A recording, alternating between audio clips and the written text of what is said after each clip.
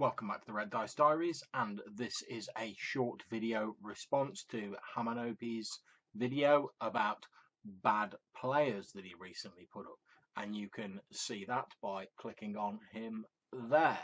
Now, in it, Hamenopi raises the very valid point that he'd rather have a new player who's willing to try more stuff out than an old player who's sort of stuck in their ways and not willing to experiment, or they think they know everything. Basically, they're sort of stuck in their particular sort of groove. Now, I entirely agree with this, and like Hamenopi, I've certainly had more problems with experienced players who believe they knew a system in and out, they knew the best way of doing it, and they were very focused on their mindset and unwilling to look outside of that than I have ever had with new players. Most new players that I've had have been willing to try out the rules. They don't expect to know everything straight away. And as Hamenopi said, they have more of that sense of wonderment when it comes to hearing monster descriptions, exploring forgotten catacombs, coming across things which quite often, as we get older, more experienced with RPGs and maybe a little bit jaded even, we sometimes take for granted. I mean, how often have you been in a fantasy game and some sort of lizard-like creature breathing out fire from its face has emerged from a cavern, crawling off the top of a huge pile of gold and jewels, and some part of your mind clicks in. You might be a brilliant role player and not show this on the outside, but some part of your mind inevitably clicks in and goes, oh, it'll be a dragon then. I should probably look out for A, B, and C. And it may have these abilities, even down to, if you're very familiar with D&D and standard fantasy games, oh well, that's undoubtedly a black dragon, it'll be breathing acid, etc. And like I say, you may not actually role play that, and you might be able to role play through that and not show that in your portrayal of your character. However, it's always there in the back of your mind. With a new person, they don't necessarily have that, so they won't instinctively know what it's going to do. So their sense of wonderment, their sense of, not ignorance, but their sort of lack of understanding of the ins and outs of that creature will be more genuine because it's reflected by the lack of knowledge of the player. And this could be a great thing when you see the look on their face as they genuinely work something out, both in and out of character, that they can apply to their future games. Now, there's all manner of ways of trying to get that sense of wonder back for a more experienced player, and I'll probably do a video on that later on. It's certainly beyond the scope of this quick video response.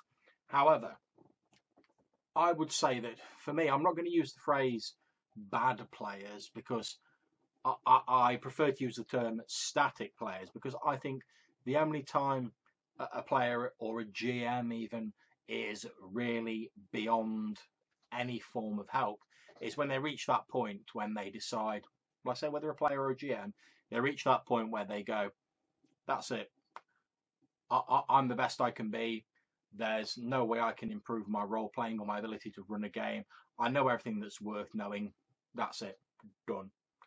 As far as I'm concerned, once you've reached that point and you've decided that you don't need to know anything else, there's no way you can improve further, there's no way you can put a bit of extra shine on your game or your role-playing abilities, then unfortunately you may be a bit of a lost cause. Because as far as I'm concerned, the only real crime as far as role-playing goes, and I don't mean like little bad habits that you can pick up, or sort of things like power gaming or min-maxing or whatever, they're discussed at length in other videos.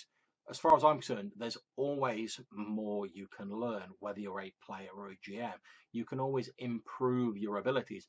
That's why I love the fact that there's so many videos by different people with different views on YouTube, because I can watch videos, and even if I disagree with 99% of what the person's saying, if I can take that 1% and gain something from it and incorporate it into my own GMing or playing style, then I've improved. I'm trying new things. As far as I'm concerned, the only way to improve your abilities is to try out new things, because if you don't, you'll never know what works for you and your game, and you'll just be one of these static players who's reached a certain point and then stopped. You've reached a plateau that's it. You go no further.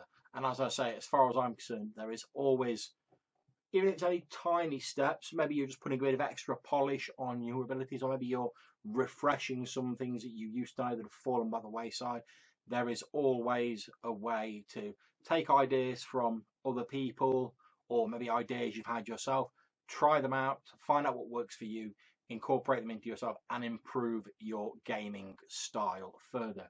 And as I say, as far as I'm concerned, the only crime is someone thinking that they know all there is to know, and there's no possible way they can improve. Because, to be honest, how egotistical do you have to be to assume that A, you know everything, and B, that no one else has anything to teach you?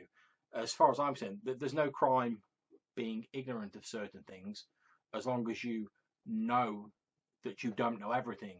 And I'm sure there's probably a wise man in the world who's put it a little better than me. But I've been GMing for years and years, and I still don't think I know everything there is to know about GMing. Far from it. I'm still learning things about playing GMing all the time. And as far as I'm concerned, the best thing to do is not to worry overly much and be too critical about things you've done wrong, but take those things you've done wrong, learn from them, and apply the lessons you've learned to your games and your future gaming, because that's the only way we get better. And rather than being a bad or a static player, that's the way we become a better player, one step at a time, by looking at what we've done wrong, resolving not to do it again, or to alter it or try something different, and improving in the future. So I hope if you've enjoyed this short video response, you'll click on like and subscribe by clicking on the red dice up in the corner there. If you have any comments, as always, put them in the comments box down below, or hit me up in the Google Plus links. I really do look forward to reading what you write. Until I see you next time, thank you very much for listening. Take care and happy